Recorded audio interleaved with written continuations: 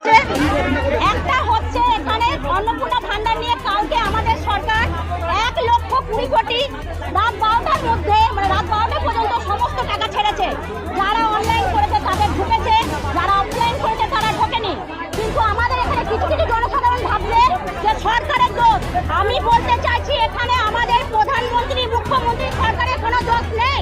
দোষ আছে পৌরসভার পোর্টালে নাম তোলেনি, তারা বান্ডিল বান্ডিল জমা করে রেখে দিয়েছে আমাদের সরকারকে বদনাম করার জন্য। তার জন্য বলছি তোরা গদি ছেড়ে দে, হয় তোদেরকে গদি ছাড়তে হবে, নাহলে জনগণকে জবাব দিতে হবে। জনগণের মাথায় ঢোকানো হচ্ছে এই সরকার ভালো নয়, এই সরকার 5 বছরের মধ্যে পাল্টে যাবে।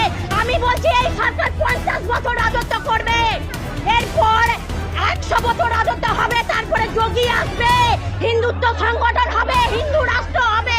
আমাদের শ্রীরাম আছে, ছিল, সারা জীবন থাকবে। পৌরসভার চেয়ারম্যান এই পোর্টালে নাম তোলেনি, এমনকি অনলাইনে যারা করেছে তাদেরও নাম ওঠেনি। তাই আমাদের বক্তব্য, আপনারা ইচ্ছাকৃত করেছেন, আপনারা পদত্যাগ করুন, নাহলে এর উত্তর আপনাদেরকে দিতে হবে। আমরা চাইছি জবাব। আপনি বাইরে আসুন, সমস্ত পোর্টালের নাম আমাদেরকে দেখানো হোক। এখন ওনারা বলছেন 7 দিনের মধ্যে নাম তোলা হবে। এতদিন 1 মাস ধরে কেন তোলা হলো না? এই 7 দিন পর এই হ্যারাসমেন্ট আমরা মানছি না, মানবো না। জুন মাসের 3 তারিখে অফলাইনে ফর্ম জমা দিয়েছি, কিন্তু কালকে যখন মুখ্যমন্ত্রী ঘোষণার পর দেখছি যে সব অনলাইনের উপভোক্তারা পেয়ে যাচ্ছে, তাহলে অফলাইনে যে এত কষ্ট করে জমা দিলাম, জমা নেওয়ার সময় ওরা বলে দিতেই পারতো যে আপনারা অনলাইন করুন, অফলাইনে এন্ট্রি দেরি আছে, কেন ওরা এন্ট্রিটা করবে না কেন? আর দ্বিতীয় কথা হচ্ছে আমাদের সমস্ত ব্যক্তিগত নথি ওখানে দেওয়া আছে, তাহলে যদি এন্ট্রিটাই না করে আমার ব্যক্তিগত নথি কেন আমি এখানে ফেলে রাখবো? আমার ফর্ম দিয়ে দিই ফেরত, আমি সেটা অনলাইনে আবার এন্ট্রি করবো। অথচ দেখা যাচ্ছে অনলাইনে যারা বেনিফিশিয়ারি নয় এরকম অনেক মানুষ কিন্তু পেয়ে গেছে, অথচ অফলাইনে যারা ফর্ম ফিল আপ করছে, যারা যোগ্য তারা কিন্তু পাচ্ছে না। এটা কেন হবে?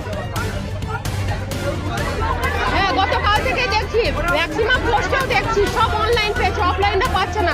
ওরা তো অপশন দুটো দিয়েছিল, অফলাইন অনলাইন। ওরা তো অফলাইন অনলাইন দুটো অপশন দিয়েছিল, তাহলে অনলাইনটাকে শুধু অ্যাক্টিভ করলো কেন? অফলাইনটাকেও তো করতে পারতো। আমাদের একটাই দাবি, অফলাইনে যারা করেছে কি কারণে তাদের বারণ করলো সেটা আমাদেরকে জানাতে হবে। আমরা চাই যে যারা যোগ্য অফলাইনের বেনিফিশিয়ারি তারা অবশ্যই পাক, একদম এটাই চাইছি। অফলাইনের যারা বেনিফিশিয়ারি, অফলাইনের যারা প্রাপ্য, তারা কি কারণে পেল না প্রথমে জানাতে। কেন আমরা তো অনলাইনের পোর্টালে ফর্মটা আপলোডই দেখতে পাচ্ছি না লগ ইন যখন করছি, কিন্তু কথাটা হলো যে অফলাইনে যারা প্রাপক তারা যেন পায়, এটাই এখনকার কথা।